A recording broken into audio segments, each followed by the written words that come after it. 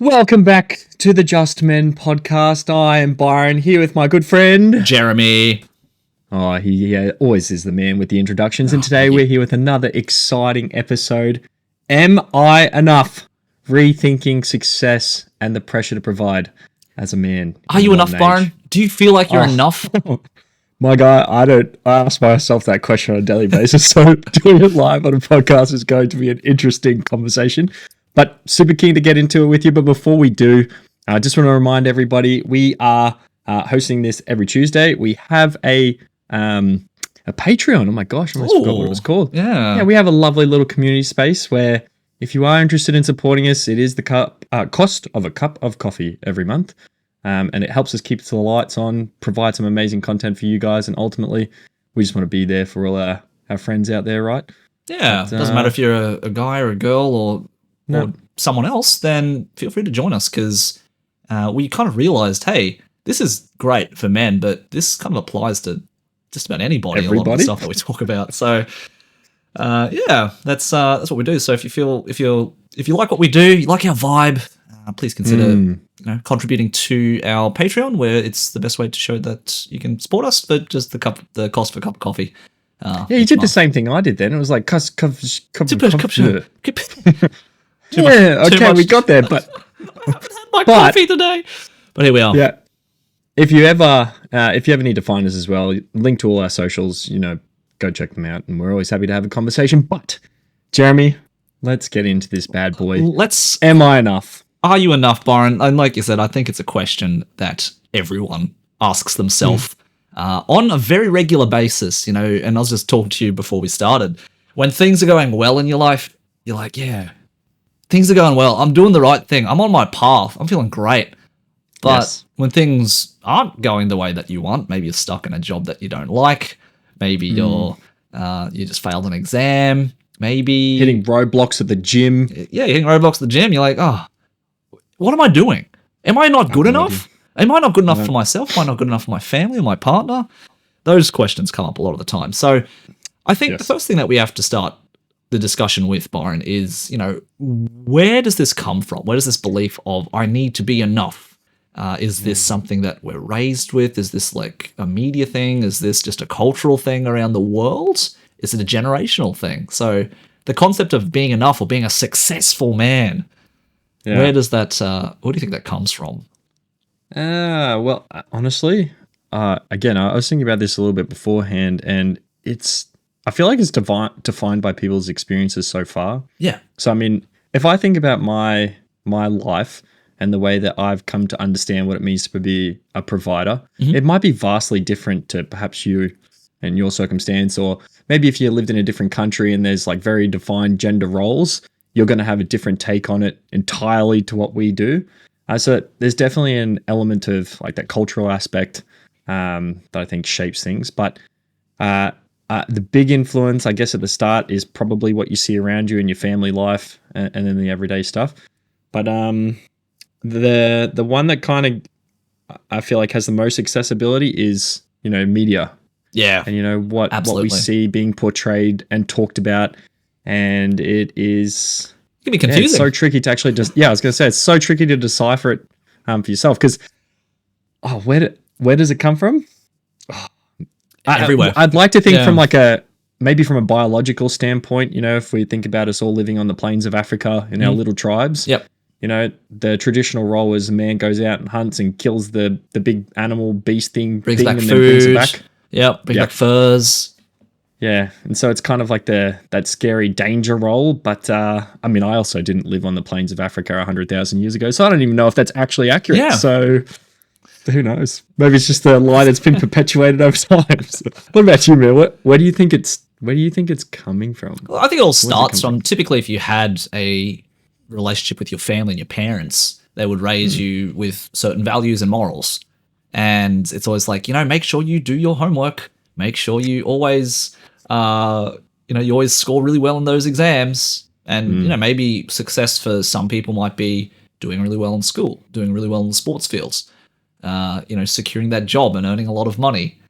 And I think it can be very easy for us to want to follow this set of goalposts that, we're kind of designated throughout our life. But that's where it gets really tricky because, where does the goalpost stop? Like, what actually defines being successful? What makes one set of goalposts better than another? Better than the other, yeah. Because, especially as a kid growing up, I had the same thing. I think a lot of kids probably had the same thing. Get the good grades, be good in sport or whatever. Cool. So that way you can get into a good university. So you can get a good job. So you can earn lots of money. So you can buy a house. So you can buy a car. So you can get married. So you can have kids. These goalposts are all, check boxes I think a lot of people like to tick off in their life, which, I think maybe for a lot of people that is a path to follow. But at what point in time can you say, yes, I'm successful. I'm enough. I'm the person that I want to be. And that's where it gets confusing because those goalposts never end. Well, actually, just before we go into delving further into where it comes from, what even does it mean to be successful is part of the equation, right? Like, how do you measure success? And this is, again, going to be vastly different for all sorts of people. But in a broad sense, how do you even start to go, well, this is a goal post and I have hit the goal, Jeremy. Yeah. Like, where does that happen?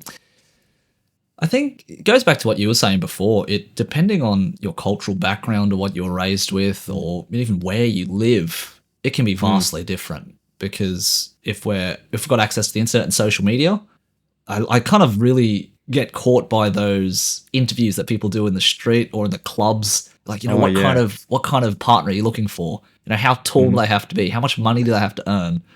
And, some of those answers, it was like, oh, they have to earn 6 figures. They have to be 6 feet tall. They have to have blue eyes and work in finance, kind of. Yeah, I was going to say, the song just like instantly popped in my head. 6'5", blue eyes. But anyway. Yeah, and for some people, that's what they would say, that's successful. If I get with a partner like that, I have succeeded in ticking the partner goal in my life, right?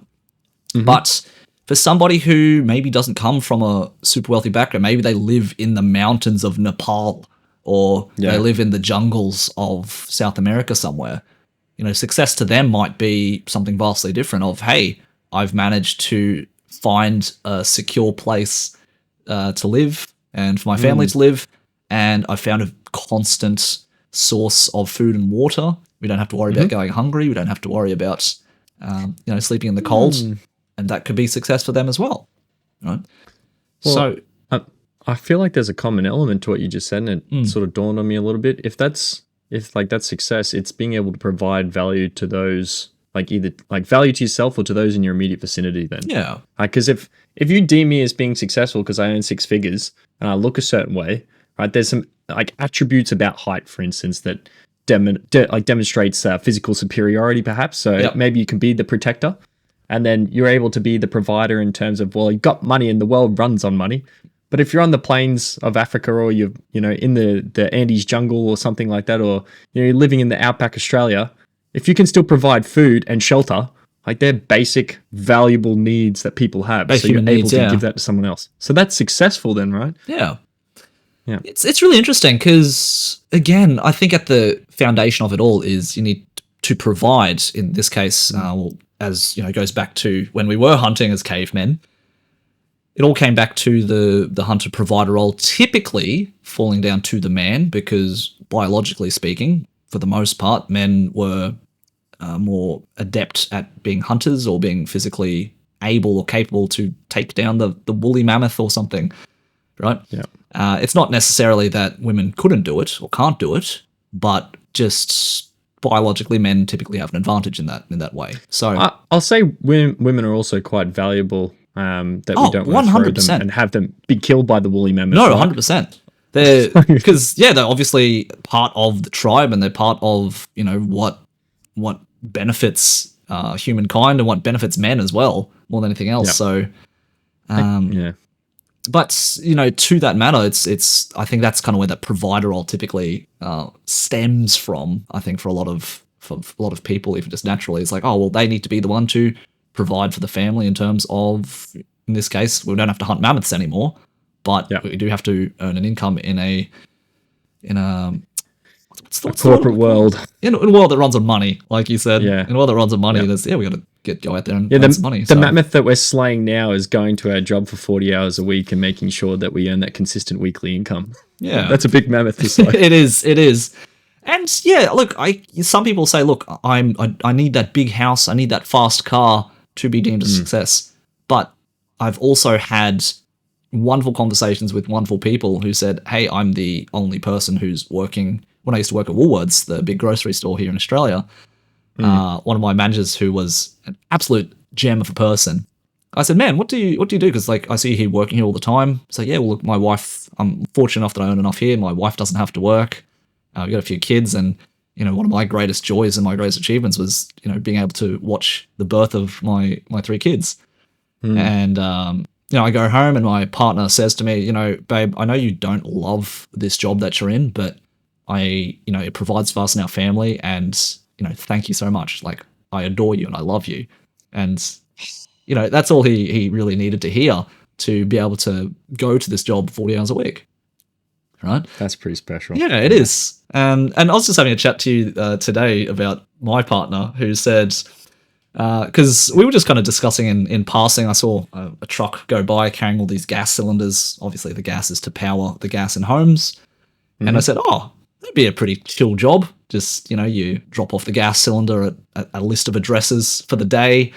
You drop off the gas cylinder, replace it, take away the empty ones, and when you finish your 10 stops for the day, cool, you knock off, go home. You've got an objective. Yeah. And then she said, hey, I think any kind of driving job where you've got like a destination, I think the shift would go pretty fast. And then she kind of just in passing just said to me, it's like, oh, you know what? If you ever became a bus driver, I think that'd be a pretty chill job. You'd be like, hey man, hey babe, I've got a footy game to pick everyone up from tonight. You can be, and tonight I'm bus number 3. Yeah. It was just like very nonchalant. And it's like, oh, and you know how, because in where I live in Brisbane, the buses get decorated with Christmas gear over Christmas.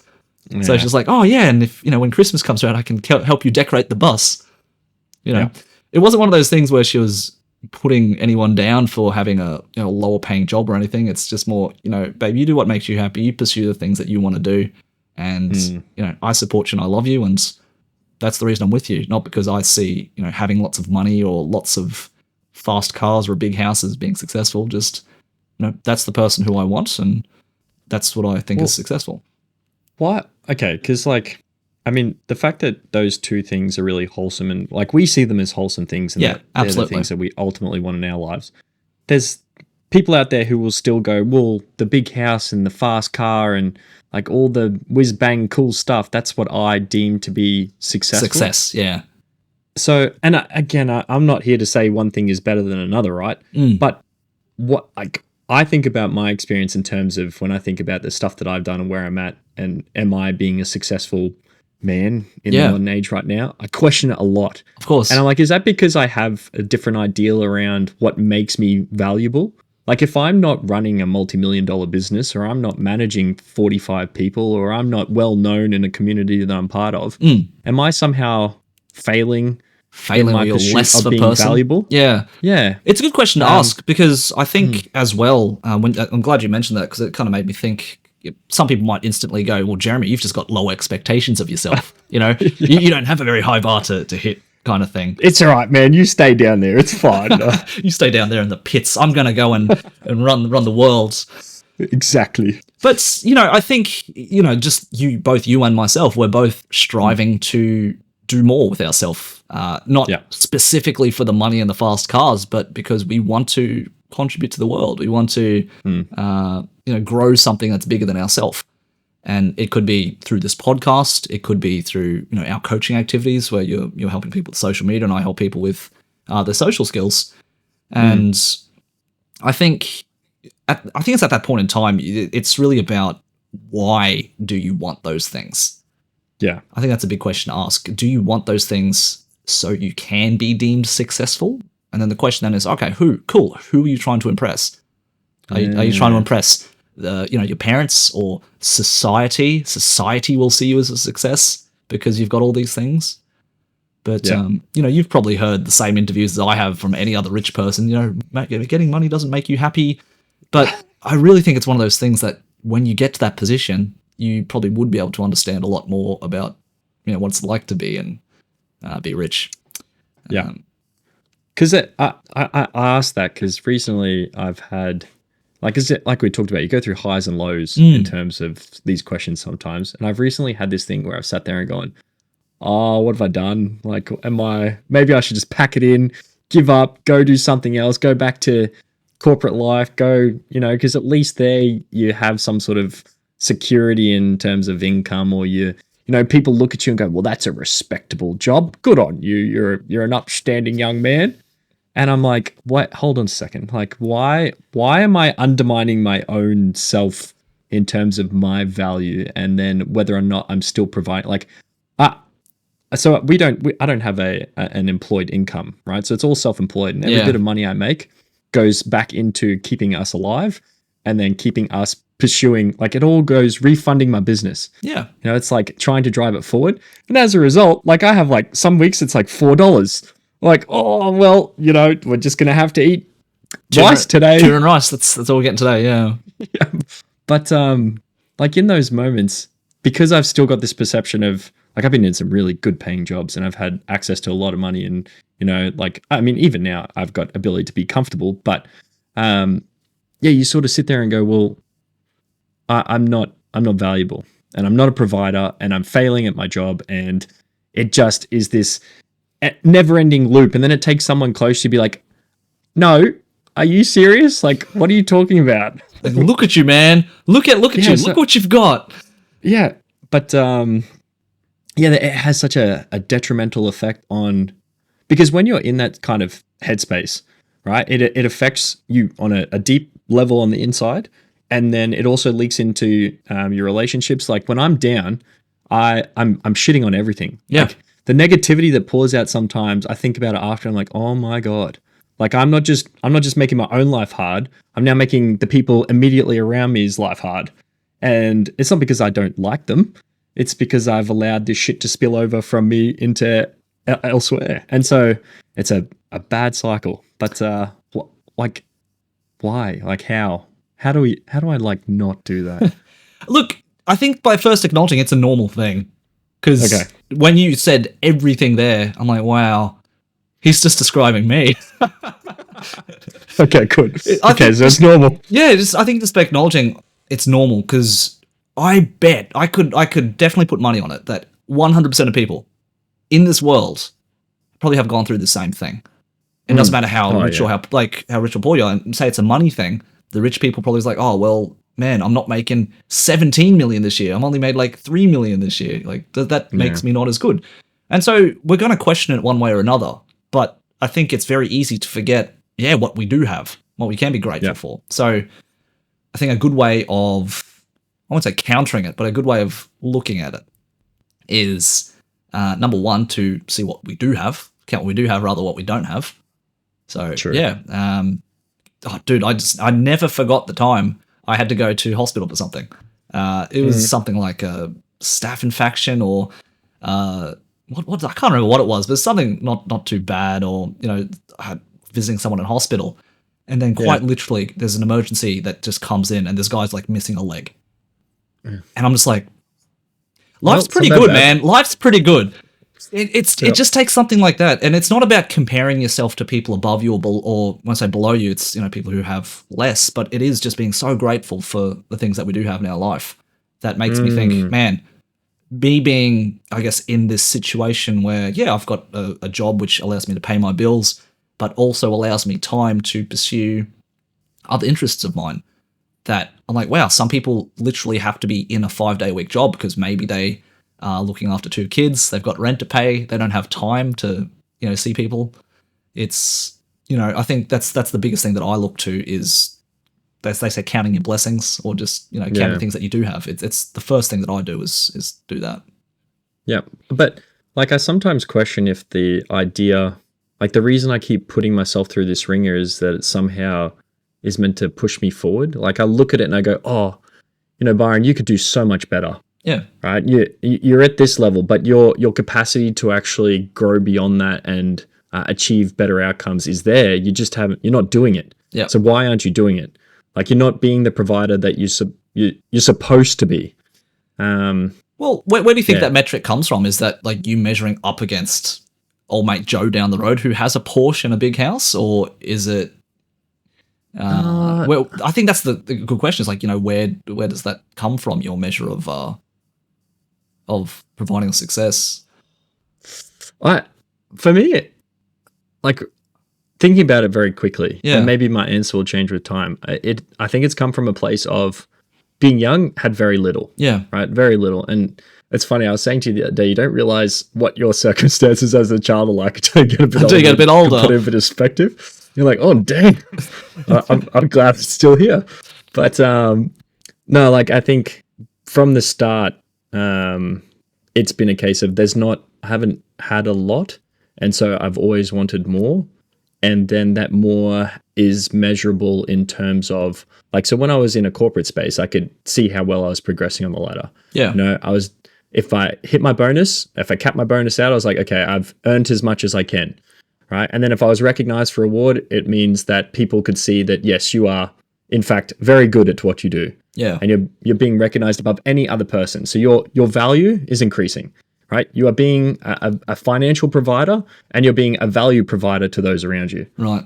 And then, when you take away that structure and instead you have, perhaps social media to look at, or it is based on the number of inquiries you field and the number of clients you book or the amount of productivity that you have had in a day, it's very easy to lose a sight of the entire objective. Like you said, I just was thinking about what you were just saying. I'm like, I get to work full time for myself and I get to put all of my efforts into something I'm passionate about. Yeah. Which is something that people might look at and be like, damn, you're so lucky. Yeah. You don't have to go and talk to a boss.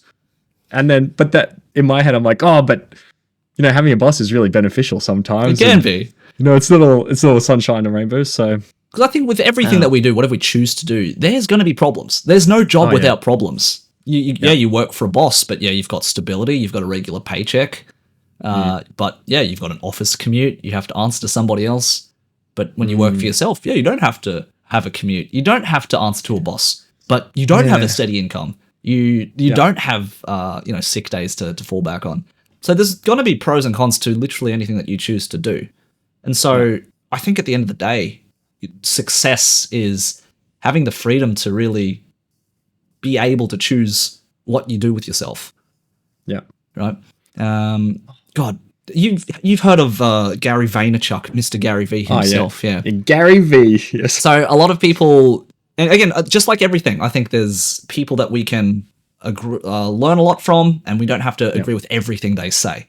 But I do like where a lot of his value and his mindset comes from, in that it's not something he preaches over and over and over again, is, what is success? And he talks to all these young people who's like, I want to be a millionaire by 30. I want to be financially free by 30. And it's always this magic number, by 30 years old. Yeah, yeah. And it's like, well, what if you do that what if you become a millionaire by 47? Is that going to make you unhappy? Yeah. What if you become a millionaire by 52? Does that make you unhappy? Like, what is unacceptable? And because a lot of it comes from, it's like, I want to show to people that I made it, that I'm successful. But why? Why do you want to do that?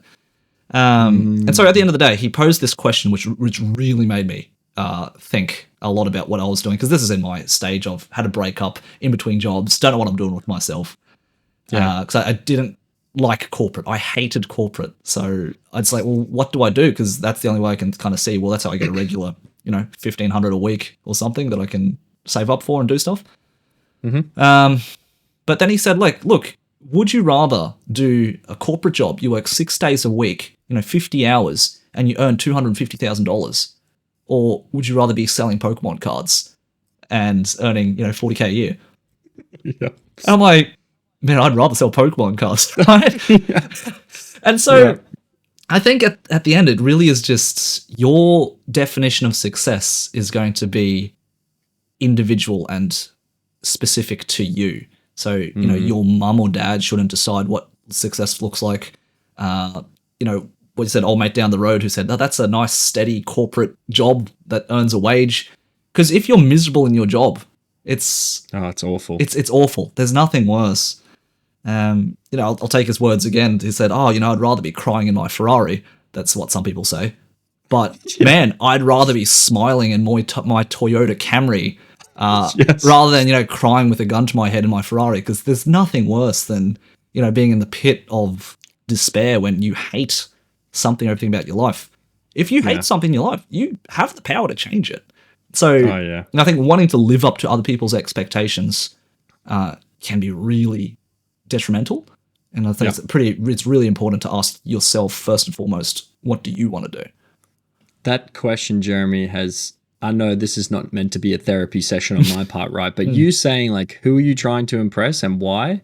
Like that idea of, and I don't mean necessarily a physical person of who am I trying to impress, it's more a case of, like, where do these beliefs come from in terms of what makes you successful? Yeah. And without actually understanding what that looks like, I have multiple times found myself going, well, you're no good. You need to be doing better. Like, and as a result, it's that negative feedback loop.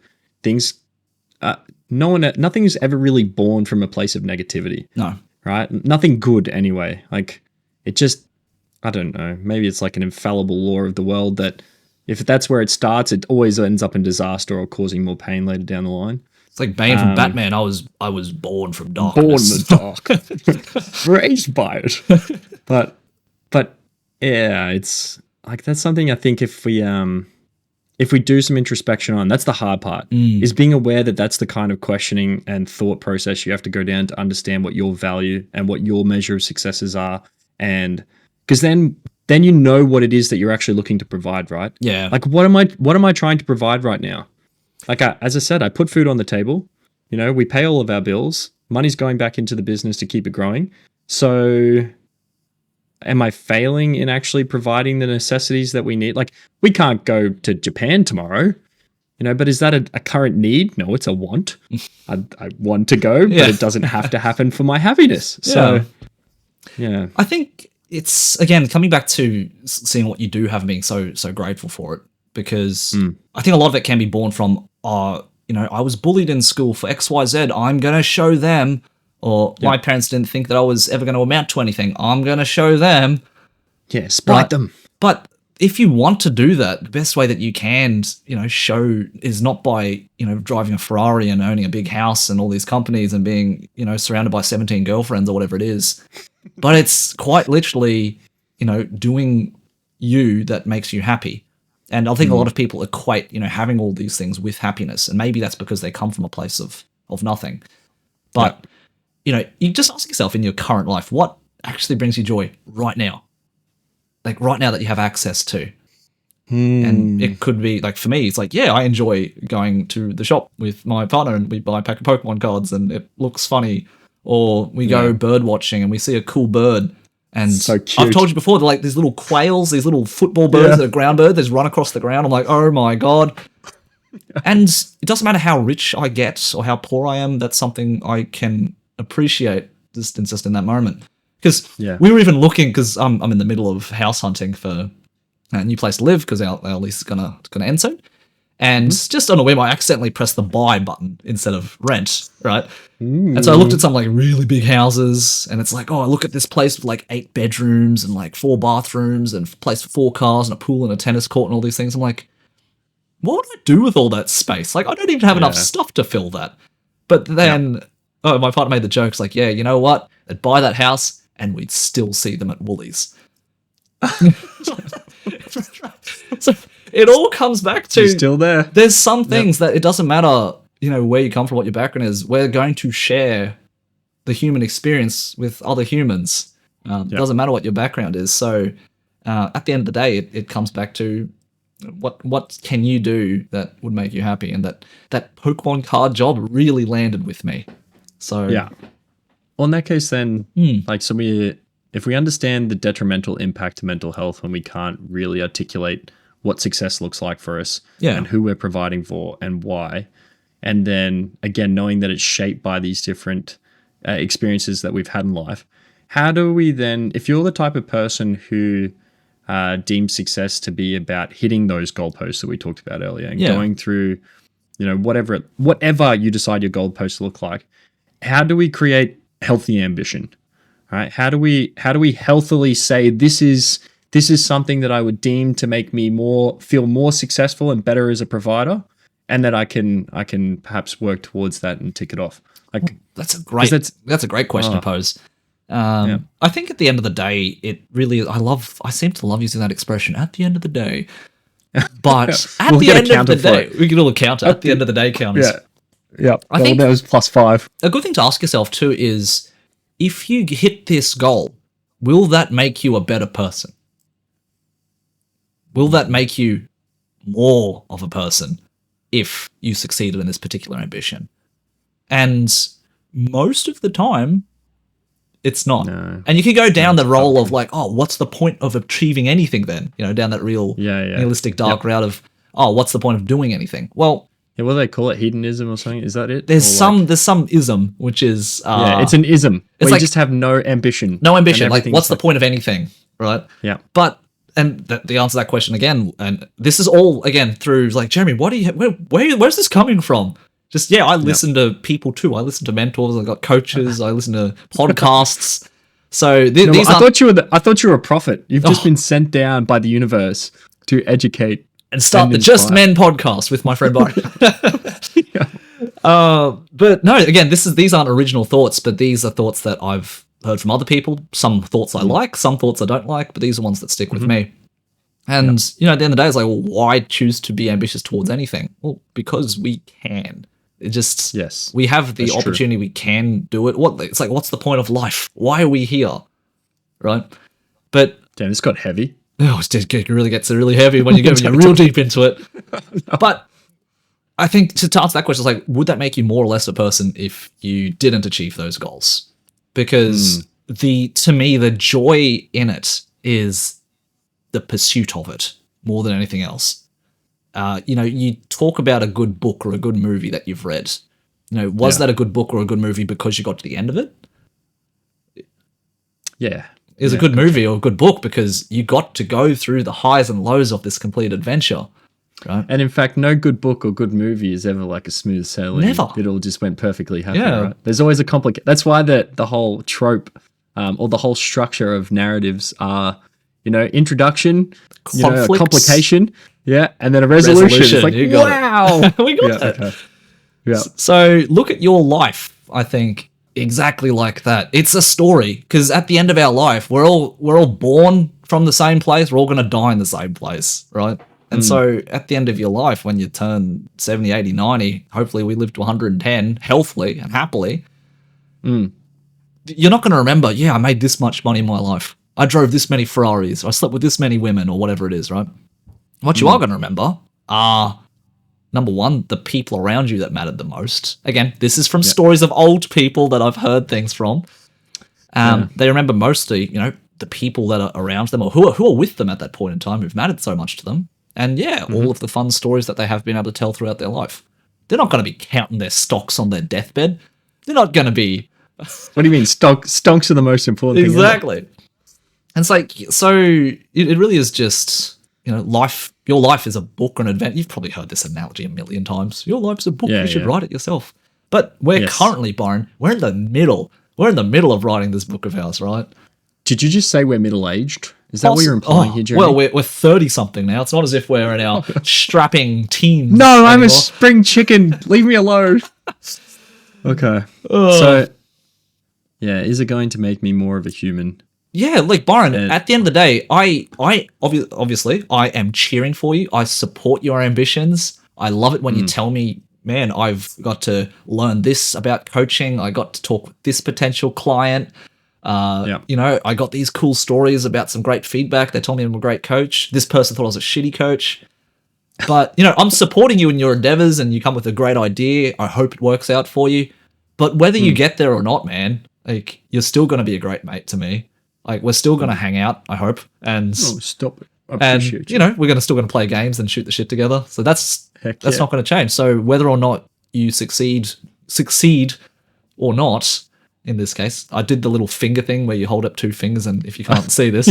For anyone listening, yes, there were air quotes. There was the air quotes. Whether you see yourself as this particular project you're succeeding or not, it's not going to make you any better or worse as a human being in my eyes. So The joy is just you pursuing it. That's what I'm enjoying watching. Yeah. Do you think there is, like, so with that in mind, like even the idea of, because now if we reframe it according to like what we've just talked about, why do you think there still is such an overwhelming pressure for people to look at success? Like, I know we talked about where it maybe comes from, but why is the experience so universal? I really think it's a cultural thing of wanting to have more or wanting to have things that we don't have. Yeah, Right? okay. And Well, that makes sense. I would love to redefine the notion of success as a cultural level, I suppose, as a human level. Again, I'm not the first one. That's a goal. That's a goal. Again, our friend Gary Vee has already started talking about this a lot. You know, I don't think the definition of success should be, you know, this universal thing of where everyone thinks, you know, you have the money, you have the cars, you have all of these resources available to you. It obviously comes from a human place of having safety and food and security in your life. Yeah. Obviously, to a more extreme, I've got a bigger mansion with more alarms and more drones and a bigger fridge with more food. But, you know, if the definition of success at some point in time would be instead redefined as not having all of these resources, but having the freedom to pursue whatever we wanted without shame or without someone taking us down for it, that would be awesome.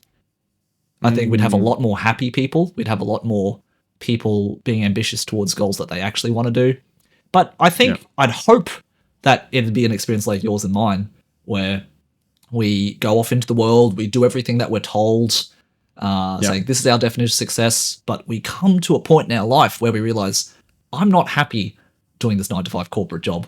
I'm not happy doing, and for some people, they will be happy. I'm happy to climb that corporate ladder. I'm happy doing that. And if that makes you happy, how do you, man? Go for it. You've got it. Yeah. You've got that success that you want. But for people like you and me who perhaps don't like having a boss, or we don't like sticking to a schedule, or we don't like being told what to do, well, you know, I think happiness in that case can be being able to pursue whatever we do want to do. And if we don't know what that is, like, is this coaching thing of mine going to work out? I've got no idea. Is this podcast going to work out? Are we going to make it past 10 episodes, Byron? I've got no idea. I hope so. I hope so. But we're on track to do it. Yeah, and but in the meantime, this is currently what I like to do. This is currently what is I wake up every morning thinking, man, I can't wait to, you know, put some work into this. And that in itself gives me a lot of joy, a lot of power. When I say power, I'm talking like power to have control over what I want to do, because that's what's bringing me joy, and I think that's what success should be: being able to pursue what brings you joy. But, so if we're going to affect that shift across the world, right, and slowly start to have it change on a cultural level, what is, like, as a man, there is, again, you see you talked about it earlier. You see those videos where it's like 6'5", blue eyes in finance, you know, like. How do we then begin to shift that perception on an individual level? So if I'm a 19-year-old young whippersnapper, God, I miss those days. Oh, we do. And my parents are like, "You're going to be a lawyer, all right? That is what is going to happen, because that is what we deem as being a successful, well-rounded man in the in 2025." Asian parents, how does doctor, lawyer, I was going to be a accountant. doctor at one point too. Yeah, or whatever field or perception you're being met with. How do you start to, because you're never going to please anybody, but you have to live with the ramifications of what you decide is important to you. You do. So how do you start to approach that and then work through, because it's a wave of emotions that come with that, right? It is, And a wave of thinking. How do you start to navigate something like that as a young man in the modern age? I think the best thing that you can do, especially as a young guy, especially if you're listening into this and you're a young person listening into this podcast. Or if you're 35. Or if you're 35. There's never too late. You're sick of the perception of the world, Or maybe you're a bit of an older person and you're 50-something, 40-something.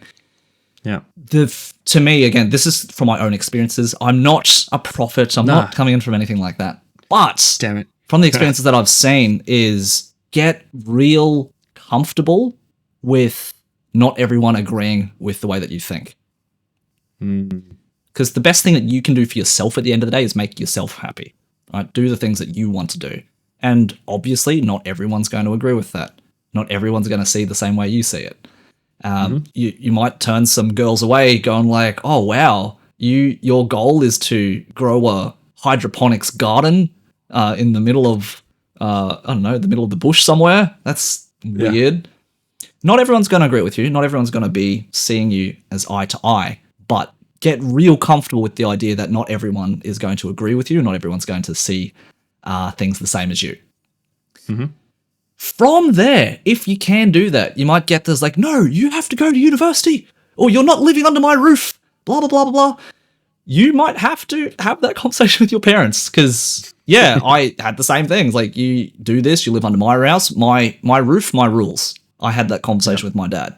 Eventually I moved out and, yeah, I became more free to pursue what I wanted without that pushback, right? So maybe you don't know what you want to do, but maybe you know what you don't want to do. Well, start doing things that's not that. You know, eventually you'll start to figure out what you do want to do. But first step is, get real comfortable with the idea that not everyone is going to agree with you, especially your family. That's obviously the ones we want to please the most. They're the ones that we want to have a good relationship with. But I can guarantee, because this happened to my sister and a lesser extent to me, she used to work for EY. Like, if anyone doesn't know that, that's like one of the big four accounting firms in the world. So she worked 5 days a week. She left the house at like 6 a.m. She got back home at like 8 or 9 p.m. and she got really burnt out. As a result, because she was always seen as, you know, the smart one, the pretty one, the successful one, parents were very proud of her. But the day that she said she's burnt out, I can't do this anymore, she, you know, went off to England for a couple of years, came back with a husband and all that kind of thing. Oh, wow. That's cool. Fiance, I should say. Fiance. But that was, I think, one of the first times my parents started to go a little bit softer on us. Because they saw in their eyes, rather than like push, be this person, be this successful person, they saw my child's, I've never seen them so sad before. I've never seen them so stressed before. Yeah, and, you know, when you have that conversation as an adult to your parents, like, you're not just parent and kid anymore, you're two adults talking. You kind of start to see the impact that has on your kids, or just the impact that it has on an individual. And so, yeah, they said, you know, daughter, if you want to, you know, quit, you know, you can live under our roofs. We're not going to charge you. Just, you know, you do what makes you happy, kind of thing. Yeah. As a result, I started to have the first, I say, real conversations with my sister for the first time, because this was me at the ripe old age of 21, 22, and all I'm doing is making cosplay, drawing comics, you know, working a part-time job. I don't have any career ambitions at this point in time. I'm just like, I'm happy doing what I'm doing. So my sister sat down with me. It's like, oh, well, what are you doing? It's like, I'm making this costume. I'm entering this competition. I got second last time in the national competitions. I'm going to go one better. First. I was like, holy crap, that's really cool. I was like, well, what do you think about, you know, jobs and stuff? It's like, you know what, at this point in time, I told her this is what makes me happy. And by this time, my parents have been telling me for years, being like, oh, is this your last costume? Is this your last costume? When are you going to stop? Like, you're getting like this. And again, it's time to grow up. Yeah, at that point in time, I didn't care what my parents thought. I was like, well, I'm just going to make this. Like, I'm not, you know, getting in your way at home. I'm not like messing up the house. I wasn't being charged rent at that point in time, but if I had to be paid rent, I would pay the rent if you need me to. But that's what made me happy. And that was the first time I think my sister kind of understood a little bit about what I was doing. I'm not saying that I was doing the right thing or the best path for, you know, a 22-year-old, 23-year-old, but I was doing the best thing that I thought made me happy at that point in time. And can I ask, were you happy at that point? Like, were you content within yourself, and did you, because like we're talking about success, right? Yeah. Were you, at that point in time, can you remember if you're like, you know what, I'm feeling pretty successful? It's really funny you asked that. I think because my sole ambition, I was so laser focused on this cosplay thing that I wanted, my ambition, my sole goal was to win this Australian competition. I'm not talking like world champion or anything, just I want to be the Australian champion. And that was my sole ambition. So anything else I did that didn't contribute to that was like, oh, well, I'm not really interested. So do I want to work more hours at Woolies? No. Do I want to go full-time in some other job? No. Right? So, and at that point in time, that to me was my definition of success, trying to win this competition. And what happened when you achieved it too? Like, can you answer that in a second as well? So sorry to cut you off. Okay. Spoiler. So I never actually won that particular competition I went for. I tried 5 or 6 times. Every time I passed the state qualification, so I was always the Queensland representative, but I never won the Australian Championship. Right? At some point in time, my relationship with cosplay changed. And it wasn't a willing thing that happened. It just happens as a matter of a sequence of events, I suppose. It was a breakup. It was me discovering myself. It was me redefining my relationship with competition in cosplay. Was it actually bringing me joy, or was this just this blind pursuit in something that didn't actually matter? So I actually had to have that conversation with myself as well. And like Byron mentioned before, I did enter a different competition, which I did become the Australian representative for cosplay on the national stage. So I got to compete against the other champions from around the world, which was a really cool experience. Did that make me feel like I had become a success of some kind? It felt like I fulfilled like a childhood part of myself, like a dream of my childhood, but it didn't make me... And look, here's spoiler alert too. Has that opened up any doors for me in my adult life? Has that made me become more well-versed in the cosplay world successfully? No, it really hasn't. Because I found out it's not just about, again, this has been learning, it's not just about winning competitions, it's also about making connections. It's also about being able to network. And that's how, again, that's another whole rabbit hole to go down. But to answer your question, did I feel like a success? Did I feel like more of a person? I will say in some small way, it did fulfill a part of my little brain. So yes, I'm successful, but did it actually matter in the end?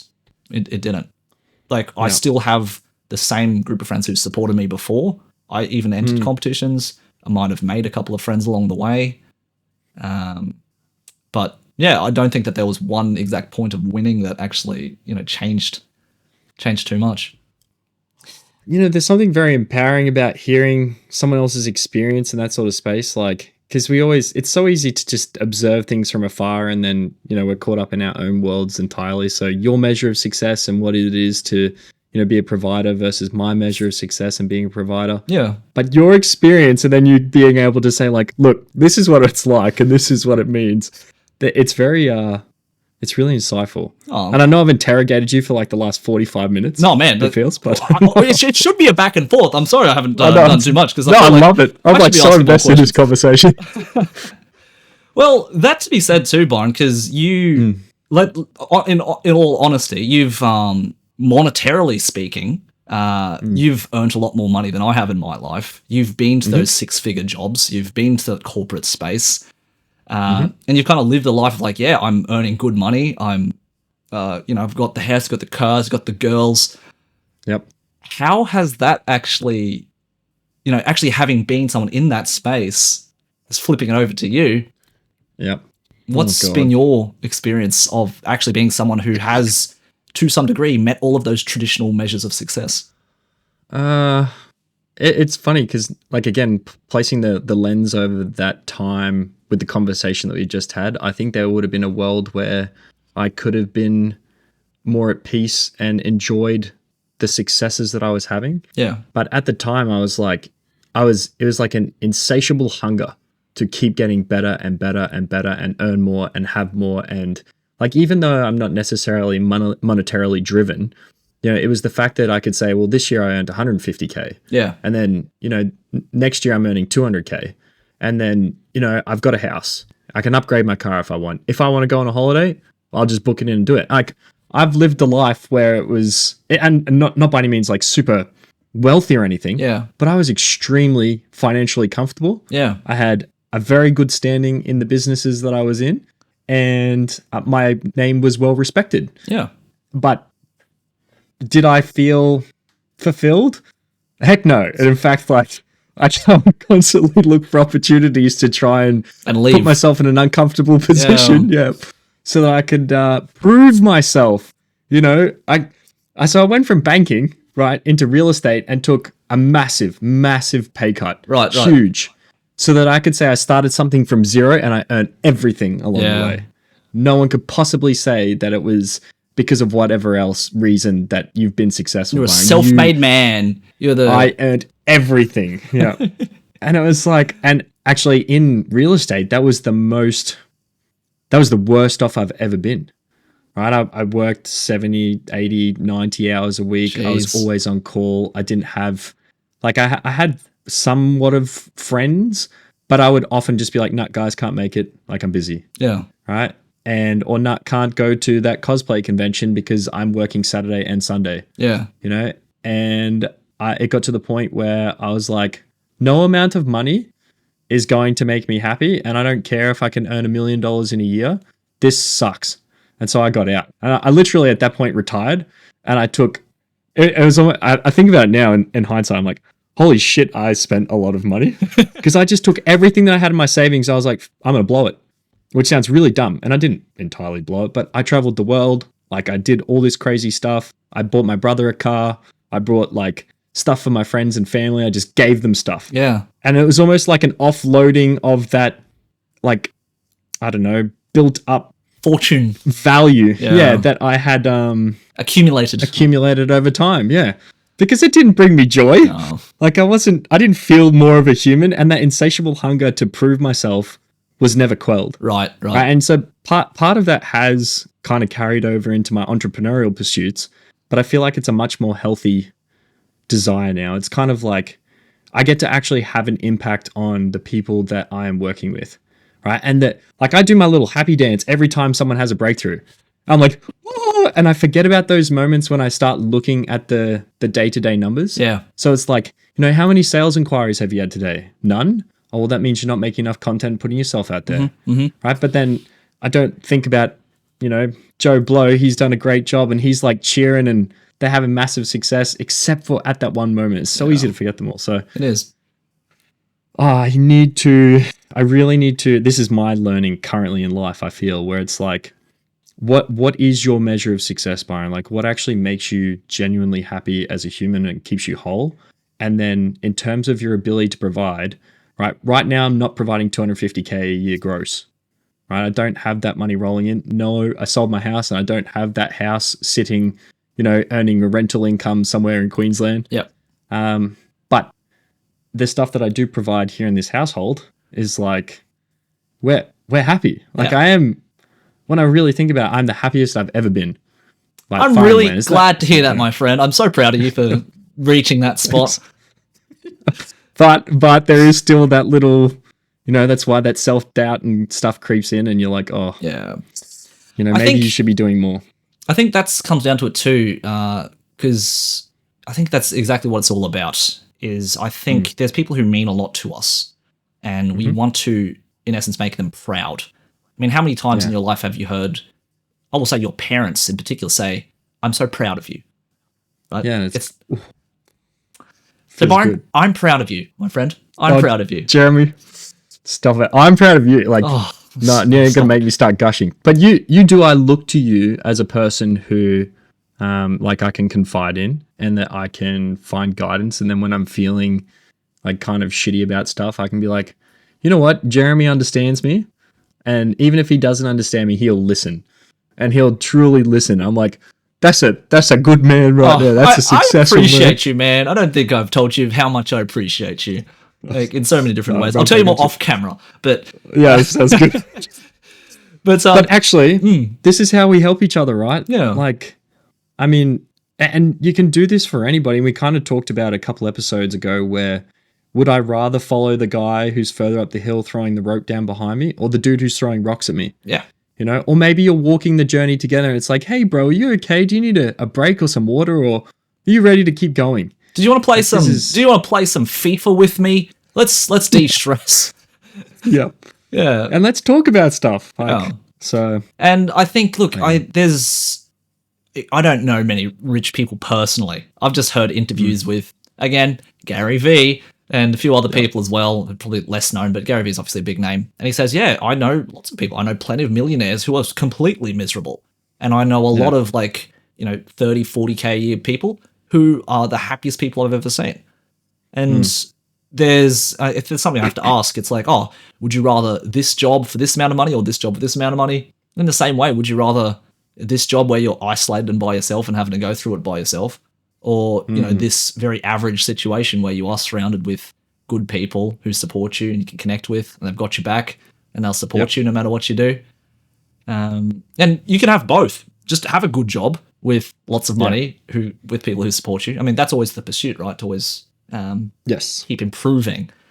But I think that's the biggest question to ask at the end of the day in terms of success. What does success mean to you individually? Because there's no one correct answer for what success is. So be introspective. Ask yourself, what does success mean to you specifically?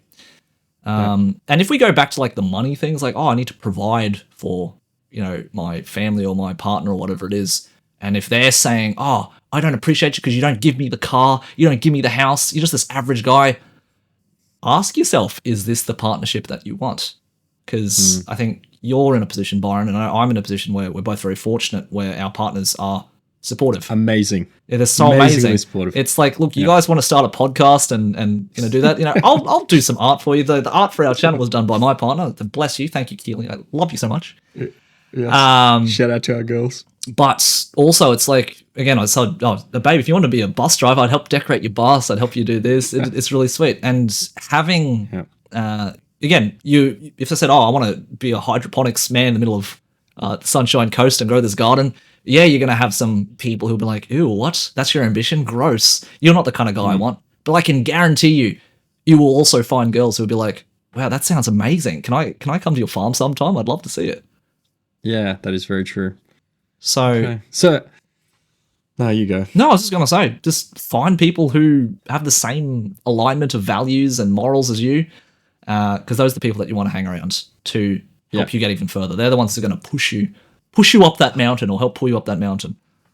Yeah, and I think that the way to do that as well is have the conversation with people. Like, not the 0 to 100 conversation where you're interrogating them, but when you start off, be like, hey man, what is it that you find valuable? Like, what is your dream and goals and passions?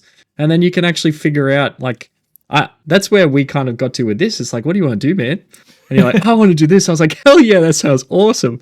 And as a result, here we are. But if we didn't have that same alignment in terms of what we deem to be a worthy pursuit, for lack of it, and I did the air quotes then too for anyone listening, a worthy pursuit, then we wouldn't be on this journey. Yeah. Right? We probably wouldn't have the same sort of relationship. We might be still talking about cosplay and catch up and have a good time, but a relationship would. I'd like to think we've grown closer as a result of this project, which is which is nice. Yeah, very much so. Oh yes. But if it was just those things where we just talk about day-to-day things, there's nothing wrong with that. But if you do have someone whose goals align and your values align, then keep those people in your life. Keep those people in your life. Be curious about what other people are interested in, I guess. Actually take the time to find out. And this is part of being a good man in the modern age, or what is masculinity? It's like the vulnerability to answer, but also having the courage to ask. I like that. Get curious about your fellow man. Put that in quotes, Byron. Say it again. Yeah. Say it again. I actually can't remember what I said. Having the vulnerability to answer, but having the courage to ask. Yeah. Oh, that hits deep. I like that. We're gonna screenshot a picture of you, put that in quotation marks, and stick that on the Instagram. That's what's gonna happen. Beautiful. And we're gonna change the world's perception of success. One perception at a time. Well, actually, that's what I was going to say. In terms of the pursuit of this particular podcast, like I said, it's not our entire goal to make this into this giant corporate conglomerate. It'd be nice if we could, change cultural perceptions of things bit by bit, or build even just a small community of people who love what we do, and we can interact and we can share. It's not just us telling you what to do. You can tell us what. No, I want to hear what other people's experiences are like too, because that's where the real source is. The real conversation and the source is, like you said. But this journey that we're on of just making episodes, putting out value, putting snippets out on YouTube and Instagram, seeing who wants to watch it. I'm enjoying the process. Definitely. Well, how have you found podcasting so far, Byron? Has it been a... Because you've done it before. You've done a podcast before, haven't you? Yeah. I did a real estate podcast. Well, there you go. Yeah. No, I actually think it's one of those things where, we have things that work, things that don't. You get to test, you get to trial, you get feedback. But ultimately, because we're coming from a place of wanting to add some value to the world, there's never a moment where I sit there and go, oh, why am I doing this? Yeah. Right? Yeah. So it has been and I'll say fun. And I don't know if fun is necessarily the right word. Yeah. Because I feel like it trivializes the whole process when I just say something's fun. But it has been a very wholesome, enjoyable process. Enjoyable experience. Yeah. I'm glad. I remember because currently I'm also running another podcast about cosplay with Byron's partner, Danny. Yes. The person I used to run that podcast with was my old cosplay partner. And I still can't forget, we were one of the very last episodes that we were recording together. We didn't really see the end of our partnership happening. They just kind of moved to Japan to pursue other opportunities. And awesome, I support them in that. But I remember vividly talking in the middle of probably the second last or the last episode we did together. Like, wow, this making this podcast is so fun. I'm enjoying the process. We get along really well. Our friendship's going great. But, we try to live in the moment. I think that was what we were talking about. Live in the moment, enjoy, don't keep looking towards the future saying things will be better at this point in time. Once I've reached this goal, just where you are right now, there's plenty to be happy about. There's plenty to enjoy. And they said, for all we know, this is the golden age of the podcast. This might be the best it's ever going to get for us. And foreshadowing. And like I said, just a few episodes later, maybe that was the last or second last episode, they took an opportunity to go live in Japan and work there, and that was the end of season 1 of that podcast, as it so happened. So, but again, Byron, whether this goes to 400 episodes and beyond, or if episode 8 is our last one, who knows? Just I'm thoroughly enjoying this experience. And I'm very glad to be here with you. I'm very glad to be here too. I appreciate you, man. I appreciate you. Man, right back at you. Right back at you. But so we're kind of getting to the end of this, my good friend. Yeah. And hopefully the ramblings and the interrogation of Jeremy and his thoughts on success have been valuable to everyone out there. But I guess like a closing question for everybody. So now that we've tried to reframe it a little bit and give it some more context around success, asking ourselves, what does success really mean to you as a man? And then where did that come from? Like, why has it come about? And I think that's something that, that's like the first place to start. Ask yourself that. What is your definition of success, and where did that come from? So that might be the start of a nice little dive into where you're at now and where you want to start going. So, I mean, maybe if you're already on your path and you know where you want to go, proud of you, cheering you on, but... We still want to hear that too. Yeah, because I want to hear what your guys' goals and ambitions are. That'd be great. Tell us more. What that success looks like. I want to hear this success and tell me non-success. And the roller coaster. It's all about the roller coaster. That's the fun part. Amen. The fun part of the roller coaster is not when it ends. It's actually very true. It's not when it stops. It's not when it stops. It's when it's in the middle of it. And right now, Byron, we're in the middle of the roller coaster. That's exactly what's happening. Are we going up? Are we going down? Who knows? Time will tell. We'll find out. Oh dear. Anyway, everyone who has listened in, if you're listening in right now, thank you so much for coming to the end of this episode as well, just like the other ones. Again, another little plug for our Patreon. If you like what we do, if you've enjoyed this episode, you want to hear more, feel free to head on to our Patreon, the Just Men Podcast Patreon, where you can buy us a cup of coffee every month. Heck yeah. Help us support, and hopefully at some stage, Byron and I can live in the same general area and we can record in person. Oh my God. We can throw popcorn at each other. It'll be a big day, but for now, we'll be in the same studio and everything. But for now, we sit behind our little computer with our little microphones and just do the best that we can. It's not about the size, Jeremy. It's about how you use it. Yeah, you heard it here first. Oh dear. All right, but come join us. We appreciate you. Yeah. Thanks so much, guys. We'll talk to you next week. Huh? Yes, you will. Right. We love you. Bye.